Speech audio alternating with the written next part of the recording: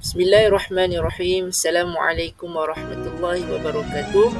InsyaAllah hari ini saya akan membicarakan tentang satu perkara yang bertajuk hadis dhaif dan hadis maudhu' di dalam kursus PIMK 1104 yang bertajuk Mengantar Ulum Hadis dan Ulum Al-Quran. Jadi pada hari ini saya akan membicarakan tentang hadis dhaif dan hadis maudhu', pengertiannya, ciri-ciri dan beberapa contoh berkenaan dengan hadis dhaif dan hadis maudhu'. Jadi mari kita pergi kepada poin yang pertama. Baik, poin yang pertama iaitu maksud bagi hadis dhaif. Dari sudut bahasa, dhaif adalah sifat musyabbahah. Dhaif adalah sesuatu sifat yang mana sifat ini adalah lawan bagi sifat kuat. Jadi dhaif ini dikatakan sebagai lemah kerana dia lawan bagi kuat. Lawan kuat adalah lemah. Manakala dhaif pada istilahnya pula ialah wa huwa ma lam yajma' sifat as-sahih awil hasan, yang bermaksud hadis dhaif ialah hadis yang tidak memenuhi syarat hadis sahih ataupun hadis hasan. Maknanya daripada segi perawinya dan sebagainya, ia tidak sama dengan sifat ataupun martabat hadis sahih ataupun hadis hasan. Berkata Ibnu Salah, hadis dhaif ialah hadis yang tidak mencukupi sifat hadis sahih ataupun hadis hasan. Daripada segi illah, tiada illahnya, tiada syaznya, daripada segi adilnya, dia tidak sama ataupun sifatnya tidak sama dengan sifat hadis sahih ataupun hadis hasan. Baik, seterusnya berkata Ibnu Hajar pula, hadis dhaif ialah hadis yang sifat-sifat penerimaan, yakni syarat-syarat hadis sahih dan hadis hasan tidak ada padanya. Hadis dhaif ini ia boleh dibahagikan kepada dua, iaitu dhaif ringan yang boleh diangkat martabatnya, yang mana hadis dhaif ringan ni martabatnya kita boleh diangkat sama ada daripada segi amal ibadahnya ataupun lain-lain, yang menjadi hasan li ghairihi dengan wujudnya syawahid atau muttaba'ah, yang mana kemudian dhaif berat pula adalah hadis yang tidak boleh diangkat martabatnya. Antara sebab menjadi hadis itu adalah dhaif berat adalah apabila para hufaz telah menghukum sesuatu hadis sebagai dhaif yang berat kerana hilangnya sifat adalah ataupun sifat adil pada salah seorang perawi atau lebih. Kemudian mari kita pergi kepada ciri-ciri hadis dhaif.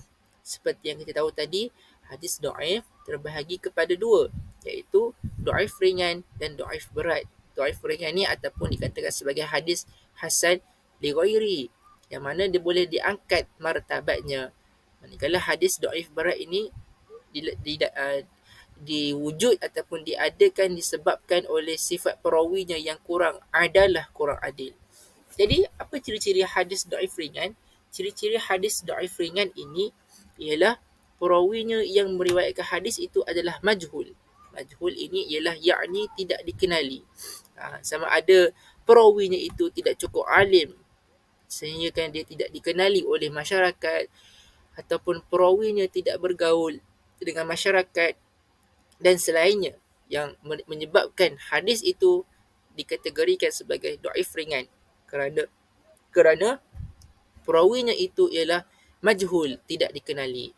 Kemudian bagi dhaif berat pula, ciri-cirinya ialah hadis yang datang daripada jalur perawi yang berdusta. Maknanya di dalam jalur perawi sesuatu hadis itu ada seorang yang berdusta. Jadi hadis itu dikategorikan sebagai dhaif berat. Kemudian dhaif berat yang seterusnya ialah hadis yang direka-reka.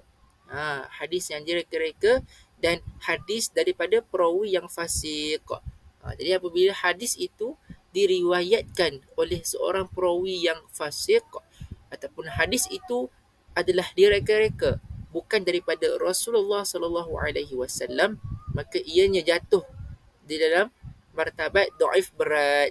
Kemudian yang terakhir, ciri-ciri hadis dhaif ini, dhaif berat, ialah hadis daripada perawinya ahli bid'ah mukaffirah, yang mana perawinya ahli ini boleh membawa kepada kekufuran daripada sifatnya ataupun apa yang dilakukan, boleh dikategorikan sebagai bid'ah mukaffirah, yang mana dia membawa kepada kekufuran. Baik, jadi kita pergi kepada apakah itu contoh hadis dhaif. Baik, hadis dhaif contoh yang pertama ialah hadis dhaif yang dinamakan sebagai hadis mursal. Hadis mursal ialah hadis yang dirawikan ataupun yang diriwayatkan oleh para tabi'in secara mutlak daripada Nabi Muhammad SAW, dan juga hadis yang terputus sanadnya di mana-mana sahaja. Maknanya hadis itu diriwayatkan oleh para tabi'in, kemudian dia secara mutlaknya daripada Nabi Muhammad SAW, dan ada terputus sanadnya di mana-mana sahaja, sama ada dari sahabat ataupun dari tabi'in. Okey, contoh hadis dhaif ialah antara kita dan kaum munafik ada batas, iaitu menghadiri solat jemaah isyak dan subuh. Mereka tidak sanggup untuk menghadirinya. Maknanya hadis di sini mengatakan bahawa orang munafik tidak boleh menghadiri solat isyak dan solat subuh. Jadi hadis ini diriwayatkan oleh Imam Malik dari Abdul Rahman Harmalah, dan seterusnya Sa'id bin Mushtayyad, sahabat Nabi, yang meriwayatkan tidak disebut dalam periwayatan hadis ini. Jadi hadis ini dikenali sebagai hadis dhaif. Jadi di dalam hadis yang saya bacakan sebentar tadi, dalam jalur periwayatannya tidak disebut nama sahabat. Maknanya hadis ini dikategorikan sebagai hadis mursal, iaitu hadis dhaif yang pertama. Kemudian hadis dhaif yang kedua ialah contohnya hadis yang diriwayatkan oleh Abdul Razak, yang mana yang berbunyi, jika kalian menyerahkan kepimpinan kepada Abu Bakar, maka ia adalah orang yang kuat lagi amanah. Jadi hadis ini dikatakan sebagai hadis munqati'. Di dalam kategori hadis dhaif, hadis ini dinamakan sebagai hadis munqati'. Tadi ialah hadis mursal. Hadis ini ialah hadis munqati', kerana seorang perawi digugurkan di pertengahan hadis tersebut, yang bernama Shuraik, yang sepatutnya ada di antara Sauri dan Abu Ishaq. Jadi gambar rajah yang saya boleh tunjukkan di bawah ini ialah rantaian yang menunjukkan hadis yang diriwayatkan oleh Abdul Razak, iaitu daripada Rasulullah SAW, kemudian kepada Huzaifah, kepada Zaid, kepada Abu Ishaq Sufyan Ats-Tsauri dan Abdul Razak. Jadi Shuraik tidak disebut di antara Abu Ishaq Sufyan dan Ats-Tsauri. Jadi hadis ini dikategorikan sebagai hadis munqati' kerana salah seorang perawi digugurkan. Jadi hadis ini dikategorikan sebagai hadis dhaif. Yang seterusnya, contoh bagi hadis dhaif ialah sabda Rasulullah SAW, hamba sahaya budak berhak mendapat makanan dan pakaiannya secara ma'ruf, yakni sesuai, dan tidak boleh dibebani dengan pekerjaan kecuali dengan kesanggupannya sahaja. Jadi hadis ini dikatakan sebagai hadis dhaif kerana hadis ini dinamakan sebagai hadis mu'dal, yang mana hadis yang pada sanadnya gugur dua orang. Tadi munqati' ada salah seorang yang gugur, tapi hadis mu'dal ni gugurnya dua orang perawi atau lebih secara berturutan. Maknanya secara berturut-turut gugurnya dua orang. Hadis ini diriwayatkan oleh Imam Malik dan dikatakan mu'dal kerana terdapat dua orang perawi yang berturutan yang tidak disebutkan, iaitu Muhammad bin Ajlan dan ayahnya. Imam Malik hanya menjelaskan hadis ini hanya disampaikan oleh Abu Hurairah sahaja, walaupun hadis ini sebenarnya daripada Rasulullah SAW, Abu Hurairah, ayah Muhammad bin Ajlan dan Imam Malik. Akan tetapi Imam Malik terus meriwayatkan hadis ini sampai kepada Abu Hurairah radhiyallahu taala anhu. Dia tidak menyebutkan Muhammad bin Ajlan dan ayah Muhammad bin Ajlan. Jadi hadis ini gugurnya dua orang periwayatan secara berturutan. Jadi hadis ini dikategorikan sebagai hadis mu'dal yang berada di bawah hadis dhaif. Jadi inilah beberapa contoh yang saya berikan berkaitan dengan hadis dhaif, yang mana hadis ini dijadikan hadis dhaif adalah kerana kurangnya sifat yang berada pada hadis hasan dan hadis sahih, iaitu perawinya gugur sama ada dua orang ataupun seorang, perawinya gugur sama ada sahabat ataupun tabi' ataupun orang lain. Kemudian kita pergi kepada hadis maudhu'. Hadis maudhu' ini berasal daripada perkataan wadha'a yang bererti mengada-adakan atau menyimpan. Wadha'a. Daripada istilah pula ialah hadis maudhu' bermaksud hadis yang bukannya daripada Rasulullah sallallahu alaihi wasallam. Ia ini dicipta dan dibuat-buat oleh golongan-golongan tertentu yang berdusta atas nama Rasulullah sallallahu alaihi wasallam. Jadi hadis maudhu' ini adalah hadis yang tidak dikatakan oleh Rasulullah sallallahu alaihi wasallam. Maknanya hadis ini Nabi tidak mengakui ataupun Nabi tidak bersabda pun. Ianya dicipta dan dibuat-buat oleh golongan-golongan yang tertentu yang berdusta di atas nama Rasulullah sallallahu alaihi wasallam. Hadis yang dimaudhu'kan ini ataupun dipalsukan ini terbahagi kepada dua.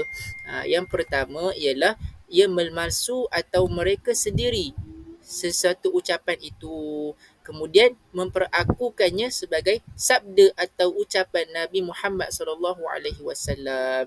Yang kedua, dia memalsukan sesuatu ucapan yang bukan ucapan dari Nabi sallallahu alaihi wasallam, seperti ucapan sahabat, ucapan tabi'in, ucapan hukama, ucapan sufi atau lain-lain, atau diriwayatnya daripada sumber Israiliyat, kemudian menghubungnya kepada Nabi Muhammad sallallahu alaihi wasallam bagi mendapatkan kepercayaan masyarakat. Maknanya hadis yang dimaudhu'kan ataupun hadis yang dipalsukan ini terbahagi kepada dua. Yang pertama tadi apa? Yang pertama, dia memalsu atau mereka sendiri yang memberikan satu ucapan itu, kemudian mereka mengakui bahawa itu bukannya sabda mereka tapi sabda Nabi Muhammad sallallahu alaihi wasallam. Yang pertama. Yang kedua, mereka mengatakan kalam-kalam seperti sahabat, tabi'in, hukama, sufi itu adalah Nabi sallallahu alaihi wasallam yang berkata, walhal kata-kata itu daripada para ulama, para sufi, para hukama. Jadi inilah dua bahagian yang mana berada di dalam hadis maudhu'. Kemudian bagaimanakah kita nak mengenali hadis maudhu' ini? Baik, ciri-ciri hadis maudhu' ini adalah terbahagi kepada 4. Ciri yang pertama sekali ialah pengakuan sendiri daripada pemaudhu'nya. Maknanya orang yang meriwayatkan hadis maudhu' ini, dia mengaku sendiri bahawa hadis ini adalah hadis maudhu'. Hadis ini tidak dikatakan oleh Nabi Muhammad sallallahu alaihi wasallam. Hadis ini dia yang mereka-rekakan. Seperti contoh Ibnu Ismah, Nuh Ibnu Maryam yang memalsukan hadis tentang fadilah Al-Quran surah demi surah. Itu ciri yang pertama. Baik, ciri yang kedua ialah rendah bahasa penggunaannya. Bahasa yang digunakan di dalam hadis maudhu' ini ialah bahasa yang rendah, tidak sama seperti bahasa yang dikatakan oleh Nabi Muhammad sallallahu alaihi wasallam. Kerana apa? Kerana ia adalah hadis yang direka-reka, seperti menjanjikan pahala yang sangat besar, padahal amalan yang terlalu kecil. Jadi ini adalah contoh hadis maudhu' yang kita nak kenal, yang mana amalan itu kecil sahaja, akan tetapi pahala yang dilakukan ataupun pahala yang dapat bila melakukan amalan itu sangatlah besar, mengalahkan amalan yang kecil itu. Ciri yang ketiga pula ialah bertentangan fakta sejarah, seperti kenyataan riwayat daripada syekh tertentu, padahal ia dibuktikan sebagai tidak bertemu dengannya. Makna kata, hadis ini ialah hadis yang dia bertentangan dengan fakta sejarah. Makna anda Syekh ini mengatakan sekian ataupun sesuatu hadis itu, walhal Syekh ini tidak pernah bertemu dengan Rasulullah sallallahu alaihi wasallam, ataupun Syekh ini tidak pernah bertemu dengan orang yang meriwayatkan hadis daripada Rasulullah sallallahu alaihi wasallam. Jadi hadis ini dikategorikan sebagai hadis maudhu'.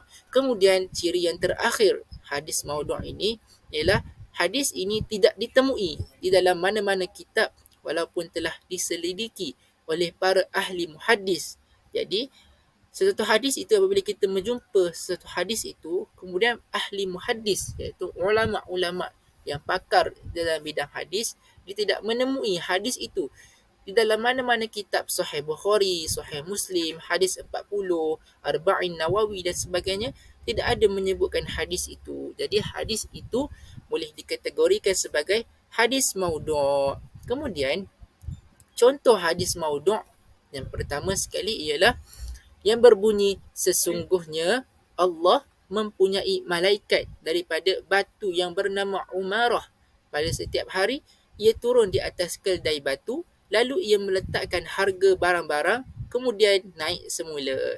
Jadi hadis ini dinamakan sebagai hadis maudhu' kerana apa? Kerana hadis ini menunjukkan keterangan yang lucu dan mentertawakan sesuatu itu. Oleh itu, hadis ini dikategorikan sebagai hadis maudhu'. Maknanya hadis ini adalah hadis yang untuk mentertawakan, untuk melucukan sesuatu perkara.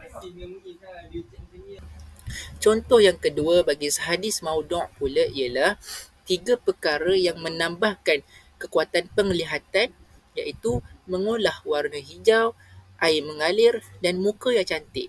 Jadi hadis ini tidak ditemui di dalam mana-mana kitab hadis, sama ada Sahih Bukhari ataupun Arba'in Nawawi dan sebagainya, walaupun telah diselidik oleh para ahlinya. Oleh itu, hadis ini dikategorikan sebagai maudhu'. Jadi ini adalah contoh yang kedua bagi hadis maudhu'. Baiklah, contoh yang terakhir bagi hadis maudhu' ini ialah yang berbunyi, pakailah cincin permata akik kerana ia mempusakai kekayaan. Yang kedua, hadis yang berbunyi, bawalah sayur dalam hidangan kamu kerana ia akan menjauhkan syaitan. Jadi, hadis ini menunjukkan bahawa keterangan yang bertentangan dengan akal dan kenyataan. Oleh itu, hadis ini dikategorikan sebagai hadis maudhu'. Jadi, ini adalah beberapa contoh berkaitan dengan hadis maudhu' yang mana daripada segi bahasanya tidaklah terlalu tinggi, kemudian ia tidak kena dengan logik akal, ia bertentangan dengan logik akal. Jadi hadis-hadis yang saya bacakan ini adalah beberapa contoh berkenaan dengan hadis maudhu'. Jadi kita telah habis berkenaan dengan tajuk hadis dhaif, ciri-ciri dan contoh bagi hadis dhaif.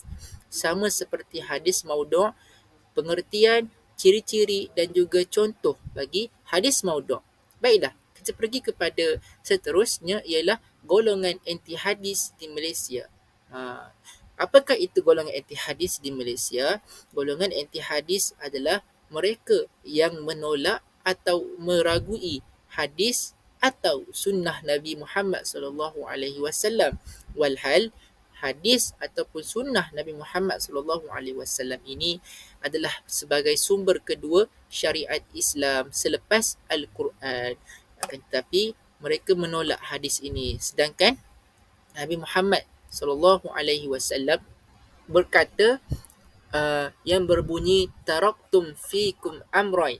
Nabi Muhammad SAW berkata, aku tinggalkan kamu kepada 2 perkara, iaitu Al-Quran dan sunnah Nabi Muhammad SAW, yakni hadis. Jadi berpegang teguhlah kepada 2 perkara ini, maka kamu tidak akan sesat. Akan tetapi golongan anti hadis ini, mereka menerima Al-Quran namun mereka menolak sunnah Nabi Muhammad SAW, yakni hadis. Jadi siapakah di antara orang yang berada di dalam golongan anti hadis di Malaysia ini? Yang pertama yang bernama Idris Abdul Rahman, kemudian Abdul Manaf Harun, Sheikh Akbar Ali dan Osman Ali yang menulis karya-karya bacaan berkenaan dengan penolakan hadis ataupun sunnah Nabi Muhammad SAW di Malaysia ini. Baiklah, jadi bagaimanakah gerakan golongan anti hadis di Malaysia ini? Gerakan golongan anti hadis di Malaysia ini dipelopori oleh orang yang bernama Kasim Ahmad. Jadi Kasim Ahmad ini telah mengemukakan teori bahawasanya ajaran Islam ini dengan hanya berpandukan Al-Quran serta kajian saintifik. Dia juga mengatakan bahawasanya buku hadis sah dan tidak mengandungi kata-kata ataupun perbuatan Nabi Muhammad SAW. Maknanya dia mengatakan bahawa kata-kata Nabi Muhammad, perbuatan, pengakuan Nabi Muhammad SAW tidak berada di dalam mana-mana buku hadis. Kemudian mereka hanya menerima Al-Quran dan kajian saintifik. Kemudian Kasim Ahmad ini menubuhkan satu gerakan ataupun persatuan yang dinamakan sebagai Jemaah Al-Quran Malaysia, JAM. Jadi, Jemaah Al-Quran Malaysia ini ditubuhkan oleh Kasim Ahmad yang kemudiannya dikenali sebagai Penubuhan Falsafah Malaysia. JAM ini menyebarkan fahaman anti hadis di media massa khususnya melalui akhbar. Jadi, mari kita pergi serba sedikit berkenaan dengan sejarah gerakan anti hadis di Malaysia ini yang dipelopori oleh Kasim Ahmad. Baiklah, Kasim Ahmad bersama rakan-rakannya mula mengembangkan fahaman pada tahun 1985 dengan mengemukakan beberapa teori bahawasanya ajaran Islam ini cukup hanya memadai dengan hanya berpandukan Al-Quran dan kajian saintifik melalui akal. Tidak ada hadis ataupun sunnah mana-mana yang dikatakan oleh mereka. Kasim Ahmad telah menubuhkan Persatuan Jemaah Al-Quran Malaysia yakni JAM pada 11 Jun 1995 yang kemudiannya diikuti dengan penubuhan Persatuan Falsafah Malaysia setelah JAM ini gagal didaftarkan kerana tidak mendapat kebenaran dari mana-mana pihak kerajaan Malaysia. Pada asalnya, Kasim Ahmad menubuhkan JAM, akan tetapi apabila tidak mendapat mana-mana kebenaran daripada pihak kerajaan Malaysia, ia menubuhkan pula persatuan yang bernama Persatuan Falsafah Malaysia. Kemudian, pada peringkat awal, penganut Jemaah Al-Quran Malaysia ini memang diberi ruang. Namun, apabila mendapat tentangan daripada pelbagai NGO Islam yang berada di Malaysia ini, maka ianya ditutup serta-merta. Kasim Ahmad mengembangkan lagi jemaahnya menerusi penulisan artikel antaranya yang bertajuk Penolakan Teori Ahli Hadis. Jadi Kasim Ahmad ini apabila mendapat tentangan daripada pelbagai NGO, maka penganut Jemaah Al-Quran Malaysia ini serta-merta ditutup. Kemudian dia menulis pula artikel yang bertajuk Penolakan Teori Ahli Hadis. Pada September 1985, Kasim Ahmad telah memperlihatkan peningkatan gerakannya. Dia muncul semula dengan pengajuran majlis diskusi mengenai teori hadis di pejabat aliran Jalan Sungai Nibong, Bayan Baru, Pulau Pinang. Penyebarannya ini telah pun dikecam hebat oleh ulama-ulama yang berada di dalam Malaysia ini dan akhirnya ceramahnya dibatalkan oleh kerajaan yang akan dilakukan ataupun yang telah dirancang di UKM. Jadi inilah sejarah. Kemudian pada bulan Mei 1986 dan 1992, Kasim Ahmad telah menulis sebuah buku yang bertajuk Hadis Satu Penilaian Semula dan Hadis Jawapan kepada Pengkritik. Jadi penulisan buku yang telah ditulis oleh Kasim Ahmad ini sangat membangkitkan kemarahan para ulama Islam di Malaysia, masyarakat Islam di Malaysia, NGO Islam di Malaysia dan menjadi satu kontroversi yang meluas di kalangan umat Islam. Buku itu secara serta-merta telah diharamkan untuk dijual di mana-mana kedai, diharamkan untuk disebarkan di mana-mana media massa oleh kerajaan melalui warta kerajaan. Jadi kerajaan apabila mendapat tentangan oleh semua masyarakat di Malaysia, maka kerajaan telah mengeluarkan warta bahawasanya buku yang ditulis oleh Kasim Ahmad yakni Hadis Satu Penilaian Semula dan Hadis Jawapan kepada Pengkritik diharamkan secara serta-merta. Kemudian Kasif Ahmad ini sebenarnya mendapat sokongan daripada beberapa public figure di Malaysia. Mereka terdiri daripada guru-guru, wartawan-wartawan, penulis-penulis bebas, peguam dan sebagainya yang kononnya ingin kelainan dan pembaharuan dalam pemikiran-pemikiran Islam di Malaysia. Namun, pengharaman yang dilakukan itu tidak melumpuhkan sedikit pun gerakan mereka. Akan tetapi mereka terus bergerak dan mengadakan usrah, ceramah dan forum. Pergerakan mereka ini terus subur hingga kini. Jadi itulah serba sedikit sejarah berkenaan dengan gerakan golongan anti hadis yang ada di Malaysia ini. Jadi itu sahaja daripada saya. Terima kasih kepada saudari Umi yakni Dr. Azimah yang telah memberikan saya peluang untuk menyampaikan topik yang bertajuk hadis dhaif, hadis maudhu', ciri-ciri dan contoh hadis dhaif, hadis maudhu' serta golongan anti hadis di Malaysia. Maaf sekiranya ada tersasul bahasa ataupun terkasar bahasa ataupun terlajak kata. Saya akhiri ucapan dengan wabillahi taufiq wal hidayah. Wassalamualaikum warahmatullahi wabarakatuh.